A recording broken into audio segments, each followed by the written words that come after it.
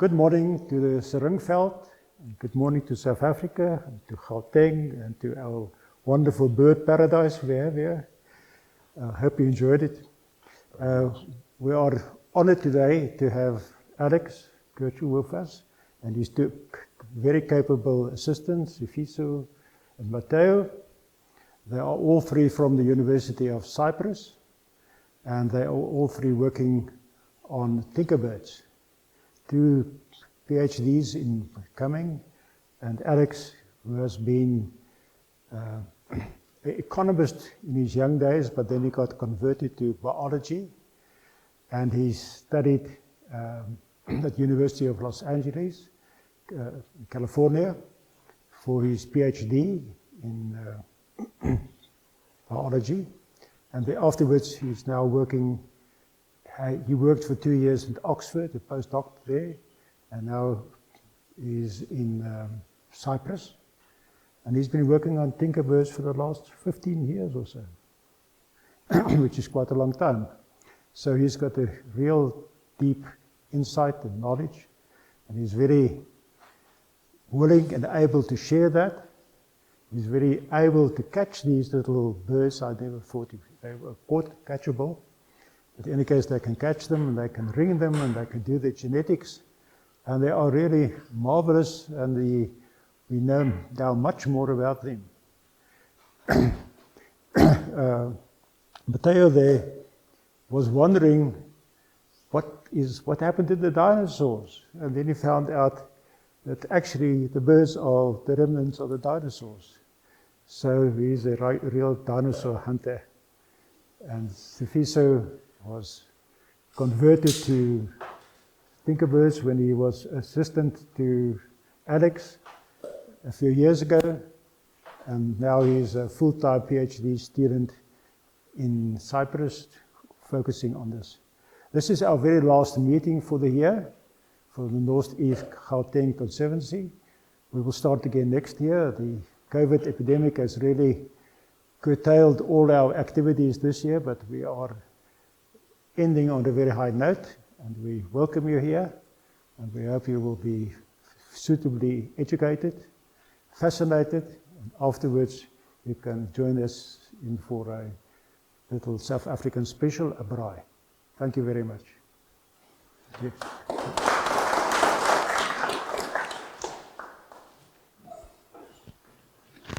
Thank you very much, Eugene, and thank you all for coming. So I'll tell you about what we're doing with tinkerbirds and why we're so interested in them in particular. And what I'm focusing on at the moment is the role of song and feather color in interactions between related species at contact zones. And we have a picture here of a yellow-fronted tinkerbird. My research interests more generally include interactions among related species, which is the focus here, animal communication, population genomics and demography, and movement ecology, which I won't be talking about here because we haven't really done any work on movement ecology with tinkerbirds. That's work that I've done with other birds. So as I said, I'm going to focus on the interactions among related species, and in particular, what role do characters such as birdsong and plumage color play in maintaining a species, the species boundaries? Is there a threshold of divergence that mediates whether two species interbreed with one another or not? And so what happens when two closely related species come together? Do they recognize that they're different species or not? We've studied this in two closely related barbets in Africa that come together at several independent contact zones, and those are the yellow-fronted tinkerbird, Bogonulus chrysoconus, and the red-fronted tinkerbird, Bogonulus pusillus. And this is the distribution of these two species, illustrated here in sub-Saharan Africa. In yellow, the range of the yellow-fronted tinkerbird, and in red, with a disjunct distribution, the range of red-fronted tinkerbirds. So that occurs in East Africa and again in Southern Africa. And we've studied them at several contact zones. So in the south here, mostly in Swaziland, going north from there in Tanzania, and then in Kenya and Uganda, and the furthest north is in Ethiopia. And so what happens when the two species come together? So this is a picture of a red-fronted tinkerbird from Swaziland and a yellow-fronted tinkerbird from Nelspruit.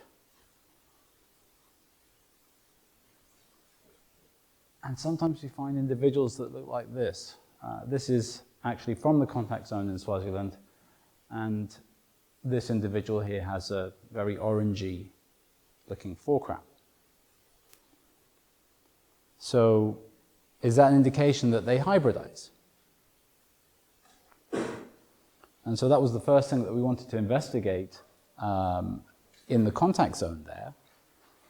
And so we did this with, in collaboration with Professor Ara Monodiem from the University of Swaziland, or what's now the University of Eswatini.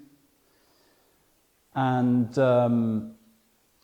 my former PhD student, Emmanuel Nwankwo, we sampled across the contact zone. So this is showing the region in Southern Africa that we worked across, going from Alapatri, from some distance away from the contact zone and southwards across there, and then all the way down into, well, we actually worked down into KwaZulu-Natal to around Port Shepstone, but we also had some samples from Eastern Cape.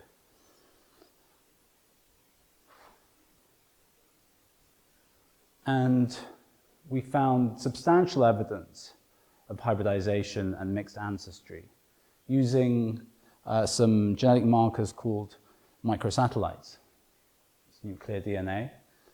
And I'm going to guide you through this figure. So each vertical bar here represents one individual. And the color of the bar represents the ancestry of that individual. Yellow bars are yellow-fronted tinkerbirds, and red bars are red-fronted tinkerbirds. And as you can see, there are a number of individuals that have mixed ancestry. So they're the result of hybridization. And this is across a geographical transect going approximately from north to south. And so in this banner at the bottom, you can see some individuals that were sampled in Blythe River Canyon in Mpumalanga. So that's some distance from the contact zone. And then we're going closer in Nelspruit and Barberton. And then the contact zone itself, where we find both species in the northeastern region of the Kingdom of Eswatini, and also just across the border there in Mawebe Cattle Ranch in Mpumalanga.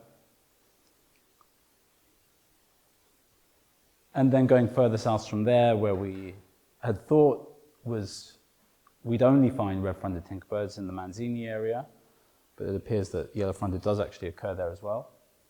And then further south into KwaZulu-Natal.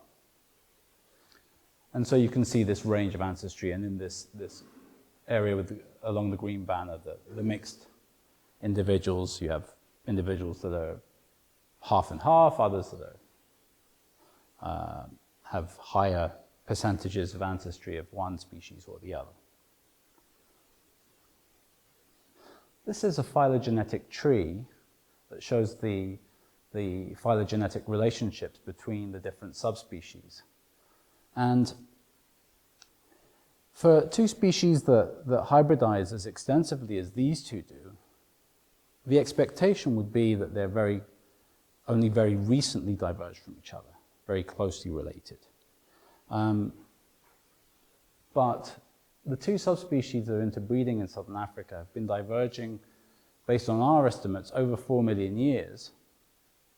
And based on the position in this tree, that's Externai here and Persillus here, they're not even sister species or sister subspecies. The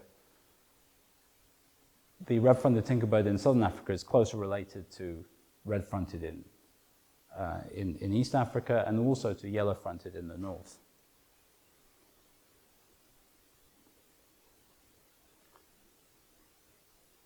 Okay. So, with this extensive hybridization, what we call introgressive hybridization, where you have gene flow, so you have genes going from one species into the other, and vice versa.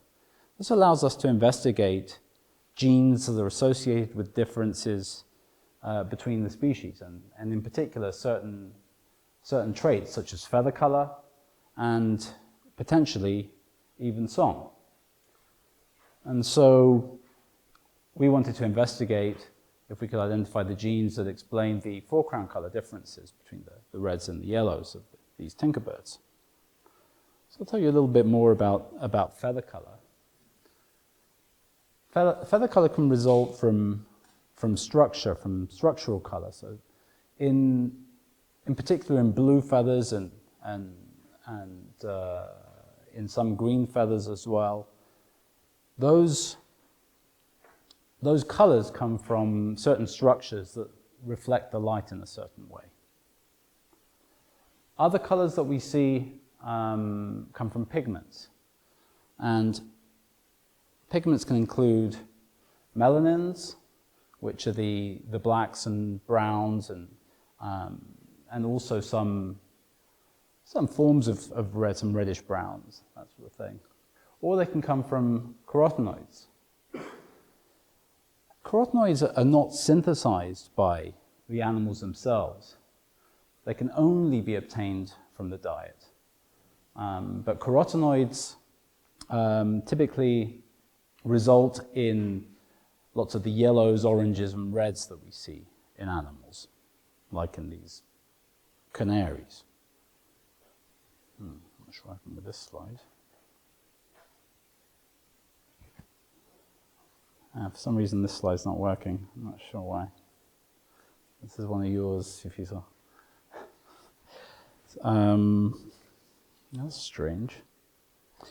Okay, I wanted to show you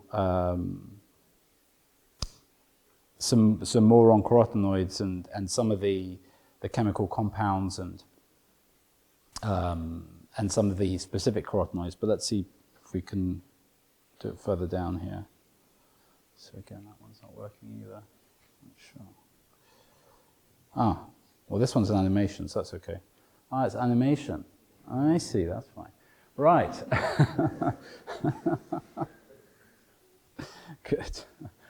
Okay. So, carotenoids involve chemical compounds made of a 40-carbon chain, and they're synthesized exclusively by plants, algae, and bacteria. And so animals, they obtain them from their diet, and these are some of the carotenoids that you find in plants. Things like lutein, beta-carotene, zeaxanthin. The canary xanthophylls, like they're converted carotenoids, aren't they? Yeah. And so it results in a lot of these colors that you see in nature. So these carotenoids that I've just mentioned, these are yellow dietary carotenoids. So they result in a lot of the yellow that we find in nature. Reds, on the other hand, they result from the conversion of yellow dietary carotenoids to red ketocarotenoids. So the organism needs to have that ability to convert it from yellow to red. And I show this example with canaries because this was one of the studies done a few years ago demonstrating this process in how what they call red factor canaries have this red plumage because they're able to convert those yellow dietary carotenoids to red ketocarotenoids. Okay.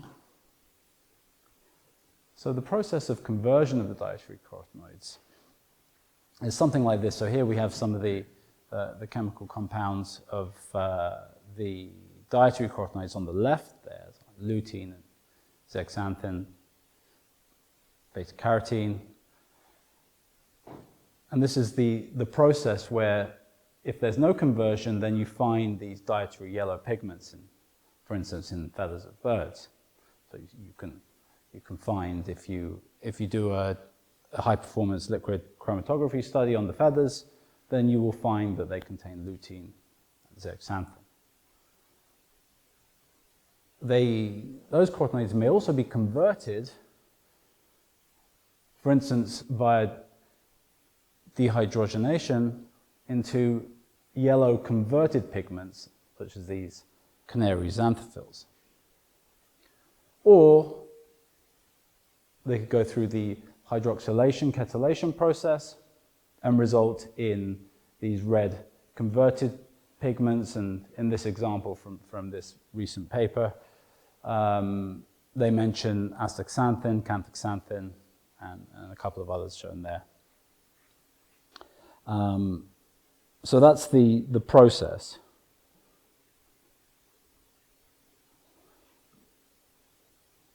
So we wanted to understand what explains color differences between the tinkerbirds, in particular the foreground color. So we wanted to identify first whether carotenoids are present in crown feathers, and if so, potentially which ones are present. And we wanted to investigate the genes that might explain the differences between the two species. Can we identify the genes involved in the ketylation of the dietary carotenoids to red ketocarotenoids? And so are they the same genes as carotenoid-based polymorphisms found in other species? So this has been the focus of some recent studies, including one in Science this year, identifying the gene BCO2, beta-carotene oxygenase, that's involved in carotenoid-based dichromatism. So that's important in explaining differences between male and female birds, as was done in this study on canaries. Another gene associated with carotenoid color variation is CYP2J19.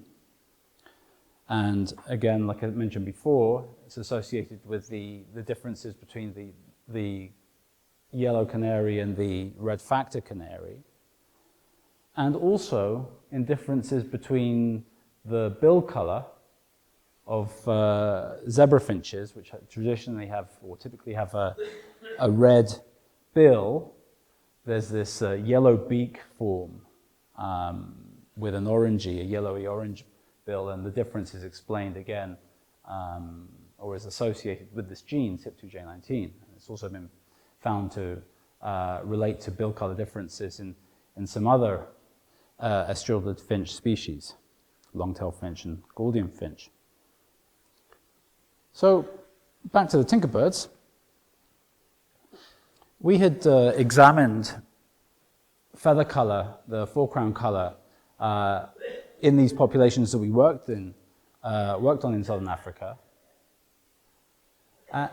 And first we used spectral reflectance, so using a spectrophotometer, and we could identify differences in certain values that we looked at, hue, for instance, chroma, and brightness. We can see the differences between the reds color-coded here in red and the yellows in yellow. But what we're showing here is that in the contact zone, that's the two middle box plots in each of these panels, there is some greater similarity. They're slightly more similar in the contact zone than they are away from the contact zone, suggesting a little bit of mixing perhaps of the colors. I did show you a photo before of one individual with an orange forecrown. So we investigated these plumage color differences across the contact zone in Southern Africa, We also looked at some other color differences in the wing bar and the supercilium, but I'm not going to go into those today. And those are our sampling sites again. And we first tested for carotenoid presence using Raman spectroscopy, and then performed a genome-wide association study, what we call a GWAS. And the Raman spectroscopy confirmed the presence of ketocarotenoids consistent with a role for a catalase and catalyzing conversion of dietary carotenoids in red-fronted tinkerbirds. And what I'm going to point out here is the differences that you see in these peaks, in these Raman peaks. And so if you look at the top here, the yellow peaks, those represent yellow feathers of yellow-fronted tinkerbird, birds sampled from Blythe Canyon. And you can see they're more to the right. They have a higher wave number than the reds. And so there's a Raman shift between those. And we see this again even in the contact zone where we have individuals with clearly red versus clearly yellow foregrounds, whereas hybrid individuals appear to have somewhat intermediate values. And the location of the double carbon bond peaks, which is on these right panels, are consistent with conversion of dietary lutein, so that's a yellow dietary carotenoid, to alpha doradixanthin, which is a ketocarotenoid in red feathers. So these values here are consistent with these carotenoids.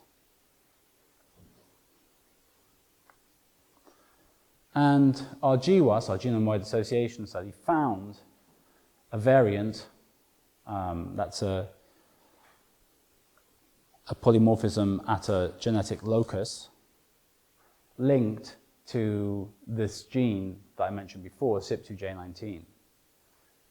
And we can see that here by comparing, by looking at the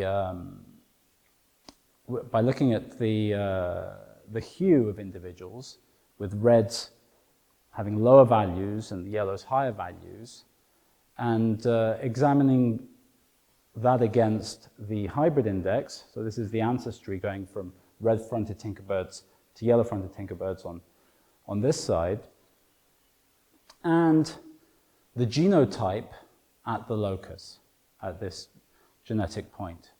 And what we see is that individuals that have what we call homozygous for one particular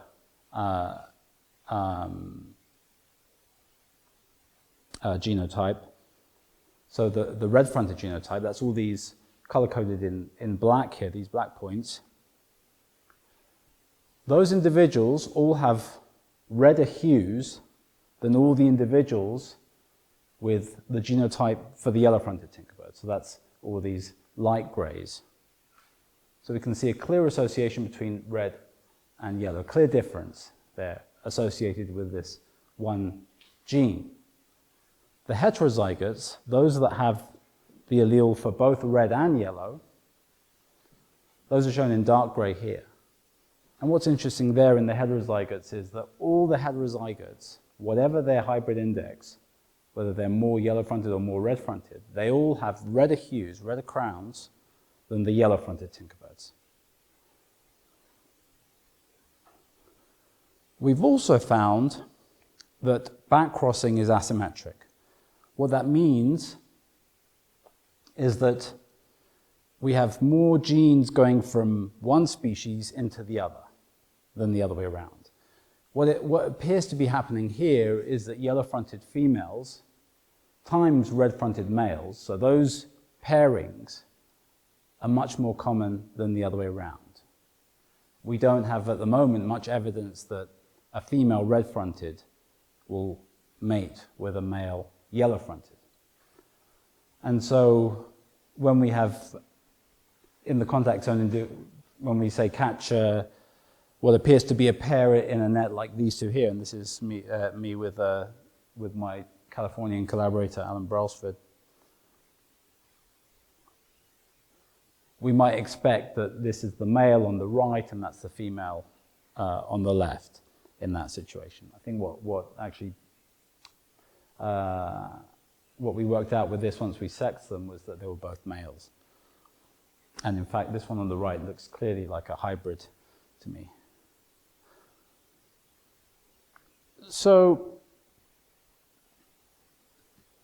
we also analyzed DNA samples from across 2 other contact zones to determine the extent of hybridization there. Do we see the same pattern across those contact zones that we see in Southern Africa? And so we examined what the situation is across contact zones in Tanzania and also in Kenya. And we found that the interactions were quite different. Whereas this is now using much more data. So this is using a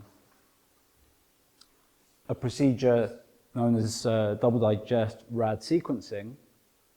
So rather than before where I showed you results from 10 microsatellite markers, here we're using data from about 30,000 polymorphisms, single nucleotide polymorphisms.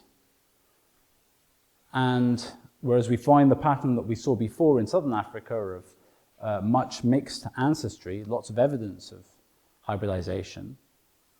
And in Tanzania, we also have some evidence of hybridization.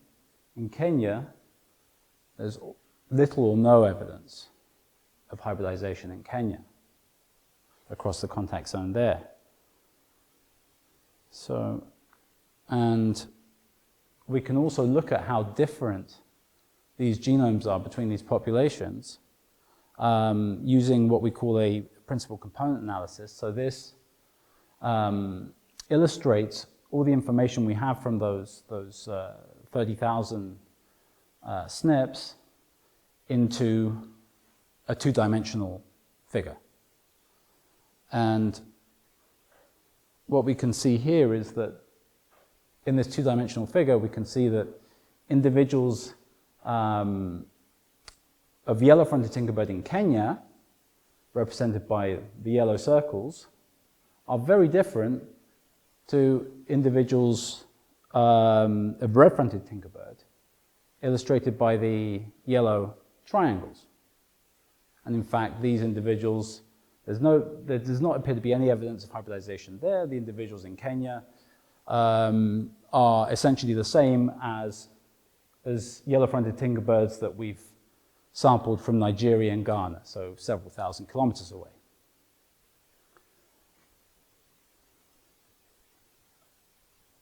In Tanzania, we see that there is some evidence of hybridization from the fact that we have some intermediate individuals. So we're looking now at the orange circles and triangles. And we even have some orange triangles grouping with the orange circles. So evidence there of hybridization. And in the contact zone here in Southern Africa, it's almost a genomic continuum between the 2 forms, between yellow-fronteds and red-fronteds. In fact, we have a large cluster of red triangles representing red four-crowned birds that are clustering with yellow-fronted tinkerbird. And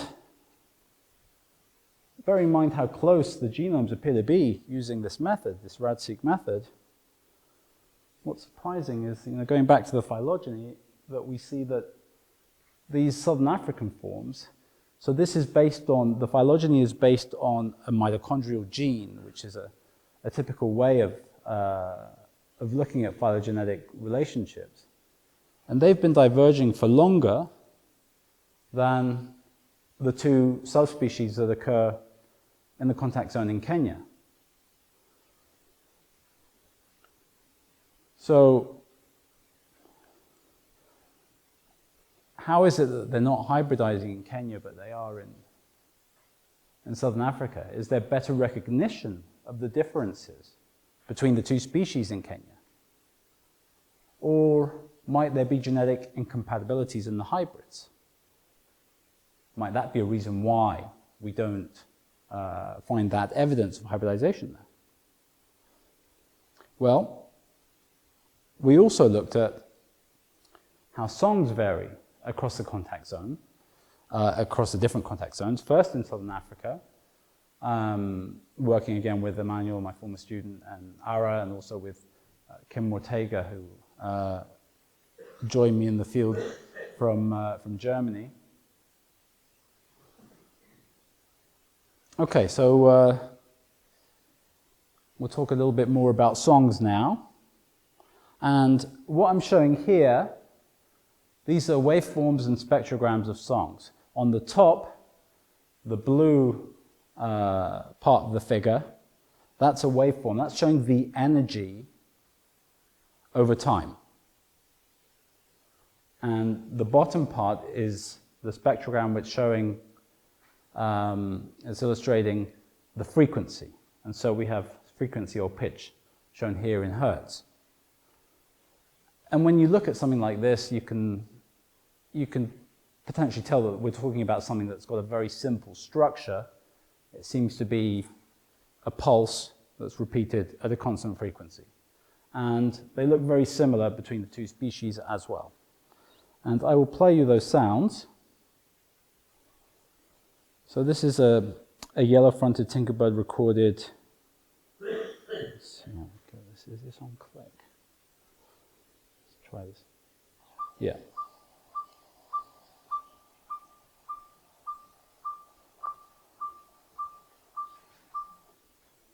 So that's the yellow-fronted tinkerbird, that individual there, recorded in Buffelskloof in Mpumalanga. And a red-fronted tinkerbird,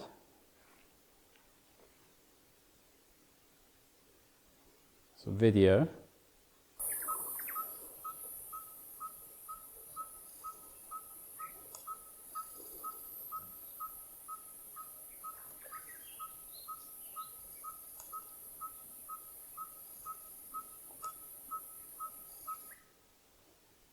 So did that sound very different to you?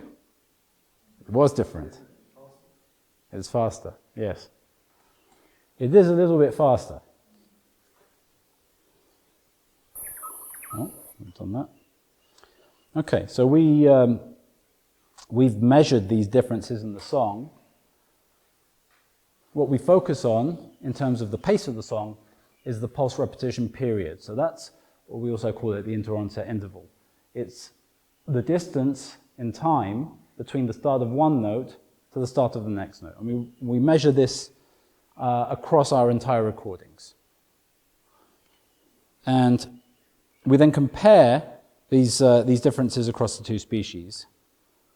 And we've looked at that across the different contact zones. And so each of these panels shows the distribution of how fast those songs are, or this pulse repetition period, based on distance from the contact zone. So over here in Southern Africa, on the right side of the panel here, we have individuals from distant Alapatch. That's far away from the contact zone. This is about 1,000 kilometers away from the contact zone, where it has a 3 here. It's on a log scale. And we can see that in pulse repetition period, those individuals are very different when they're far away. But as we approach the contact zone, as we go towards 0 here, we can see that there's a lot of overlap in the speed of the songs of these two species. We also see a lot of overlap in Tanzania as we approach the contact zone. In Uganda and Kenya, we see no overlap. They're more different when we're far away from the contact zone, and they don't become any more similar as we approach the contact zone. In Ethiopia, again, they're quite different in Alapatri, but there is some small evidence there of perhaps song mixing. And we can also see that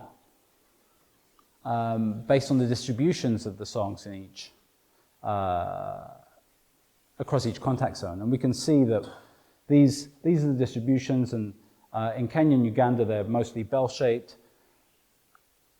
and we see really no evidence of any overlap in the speed of those songs. And they're more different. You see where these peaks are. They're more different than, say, the peaks are in Tanzania or in South Africa and Eswatini. We can see considerable overlap across these two contact zones, and a little bit of overlap in Ethiopia.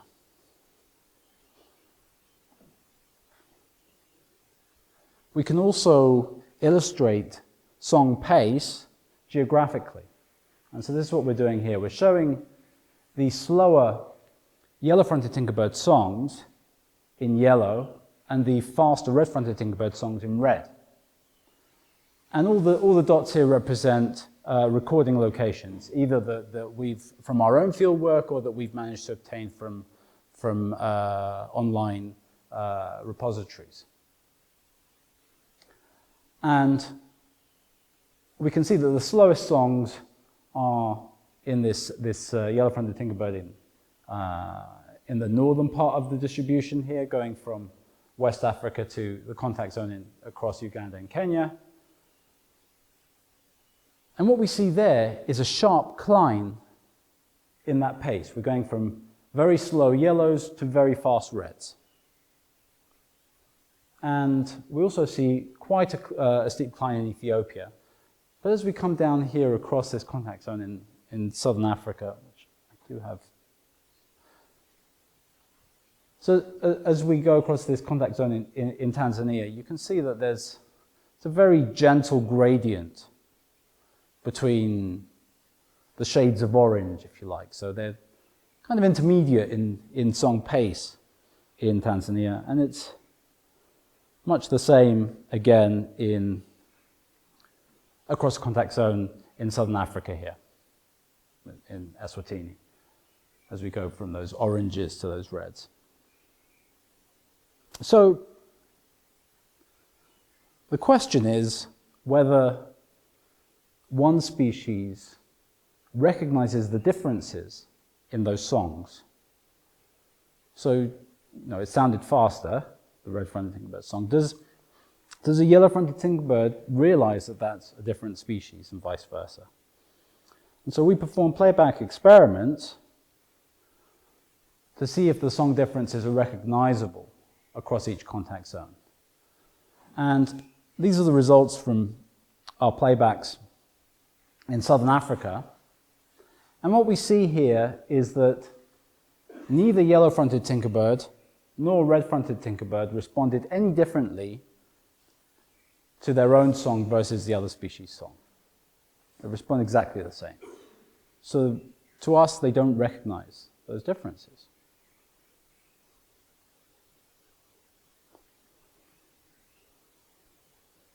And it's the same situation in Tanzania.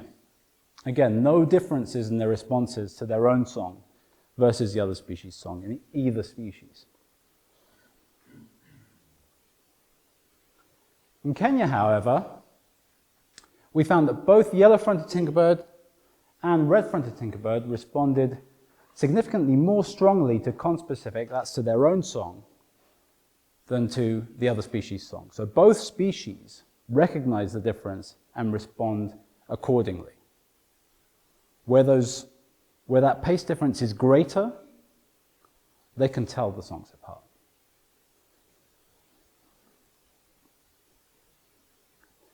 So to conclude that section, the differences in song similarity among the contact zones may mediate reproductive isolation. They may determine when these species recognize that they're the same species or not, and whether they hybridize or not.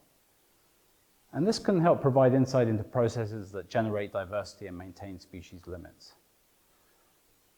Plumage divergence may play a role in maintaining species limits, and this is something that I've not really talked about in this talk, but the plumage differences across the contact zone in Kenya may also be greater, in that the underpart coloration is more different there in that subspecies of yellow-fronted.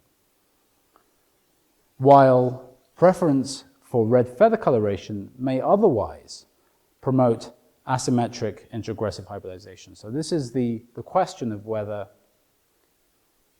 if we have gene flow going only in one direction, is it because of these potential differences in mate choice between the two species there? So what are we working on now with the tinkerbirds? One question is whether there's any variation in song stability across the hybrid zones.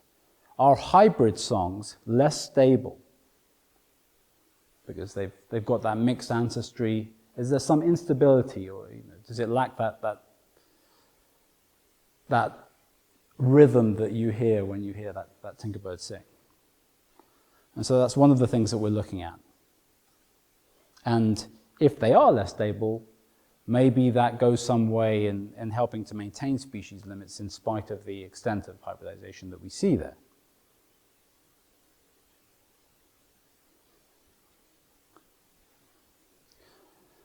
And so we're working on speciation genomics, identify the genes that mediate the species differences. And so in addition to what we've done with plumage color, we're also doing a GWAS, a genome-wide association study on song variation to see if we can identify genes that explain those differences in the song pace that I've talked about. And we've, in order to do this, we've also assembled a reference genome of red-fronted tinkerbird. And Sifiso is working on this study and is also being aided by Matteo in this work. Also, we're looking to understand the mate choice preferences, and we're setting up a captive population of red-fronted and yellow-fronted tinkerbirds with Colleen Downs at the University of KwaZulu-Natal. And so the idea is, with a setup that's something like this, we can test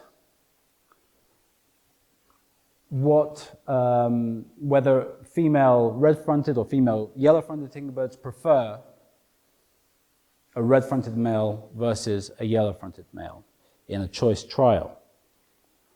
So in the case of red-fronted tinkerbird, based on our prediction, is that the female yellow-fronted tinkerbird will prefer the male red-fronted tinkerbird, whereas the female yellow-fronted tinkerbird, well, maybe might also prefer the male red-fronted tinkerbird.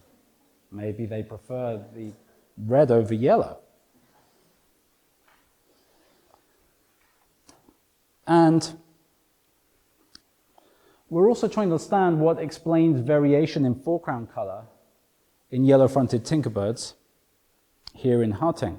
And also, this is something that may also be found in surrounding areas. So we are studying this in individuals in Seringveld and the Tweedespreid conservancies, where we see this variation. So these are two of the birds that we've ringed while we've been here. This is your typical yellow-fronted tinkerbird with a yellow forecrown, but some individuals have orange or reddish forecrowns, like that individual there. And so we want to identify whether it's the same process that explains the differences between yellow and red-fronted tinkerbird, whether these individuals have the same carotenoids. Is there a different process? Is the conversion different between these individuals and what's going on in red-fronted tinkerbird? Or maybe it's related to diet. Maybe there's something in the diet here. Maybe they're obtaining a different carotenoid from the diet that's converting in a different way in these individuals. And so that's what we're doing at the moment with Sifiso and Matteo. And so with that, I'd like to thank you all for attending my talk. I'd like to thank some of the funding sources, the universities that I've been at, I've been working on tinkerbirds at, and other funding sources as well. And I'd also like to thank the landowners of Seringveld and the Tweedespreid conservancies that have allowed us to work here, in particular, of course, Eugene, Jan, and Laura. Thank you so much.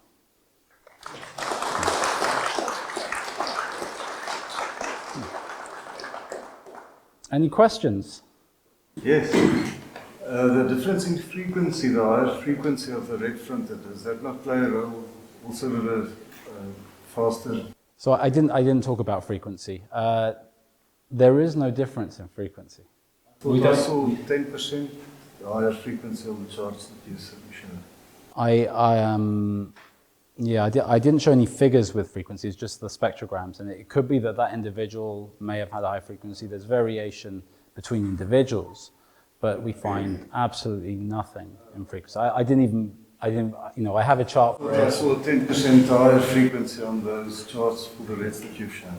In the tinkerbirds I've worked on in Central Africa, in Cameroon, in Uganda, there are frequency differences, and there are changes in the frequency that are important in those systems. But in these, we see absolutely nothing in frequency.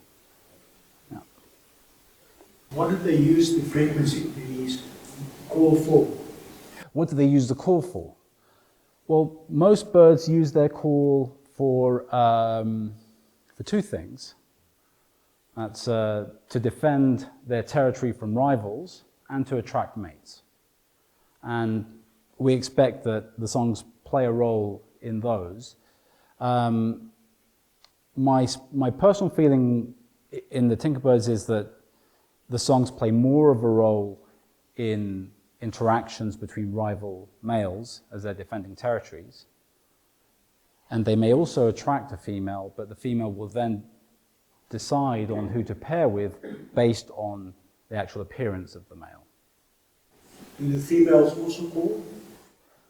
We have some limited evidence of some females singing as well, but the vast majority of those individuals that we've managed to identify the sex of the singer on, it's probably 90-95% the males. But it's something that we don't know too much about when the females sing. There are two other vocalizations that we hear, which are given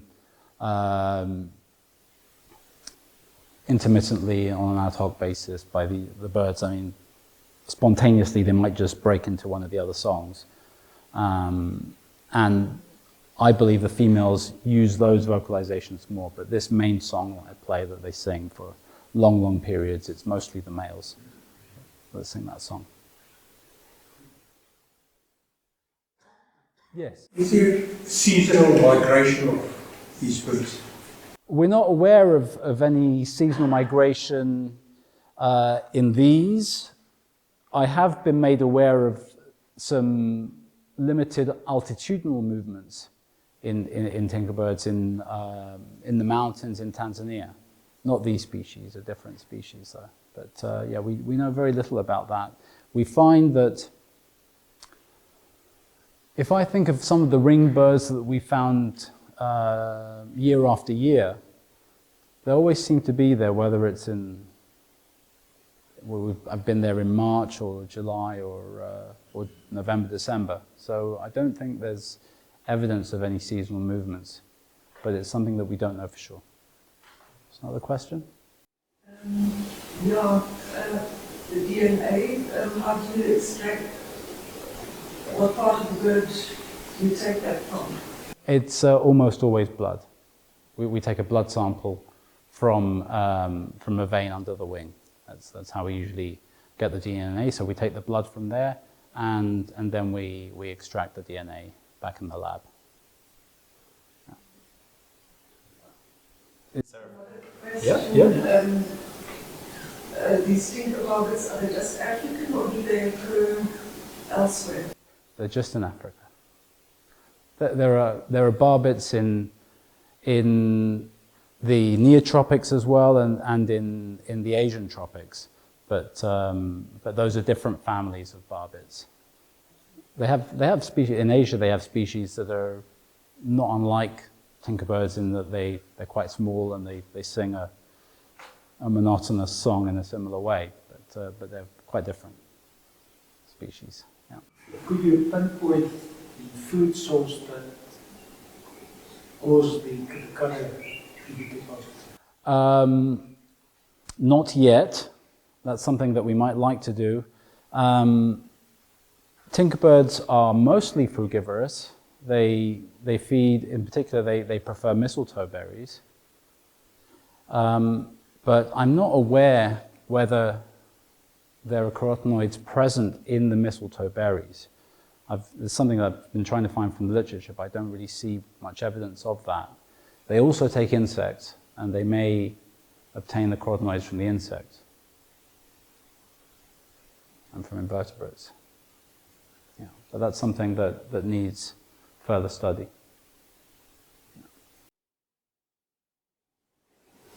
We have an invasion plant still on farm office that I think has, I don't know since perhaps last 20 years it has been taking over.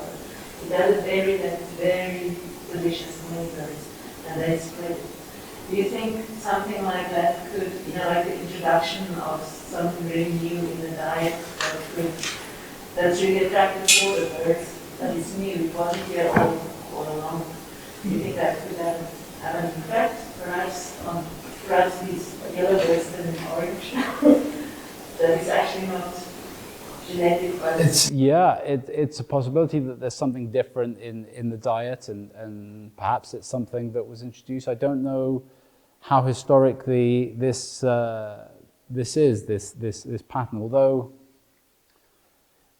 in the Ditsong Museum they do have specimens that were with orange foregrounds that were collected many years ago, 50, 60 years ago, perhaps. So I don't know how that relates to the introduction of these plants.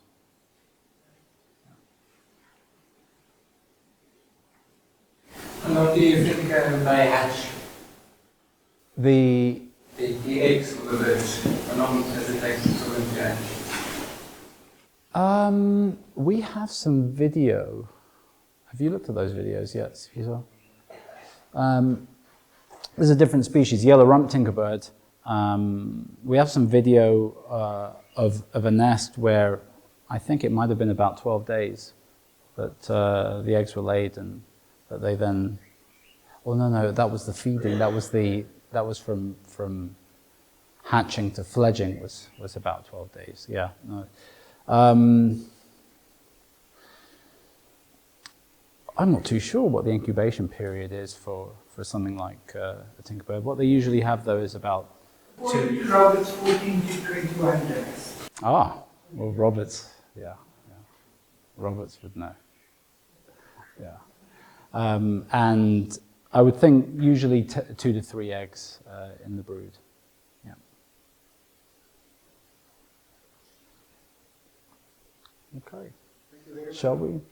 Yeah. Thank you, Eugene.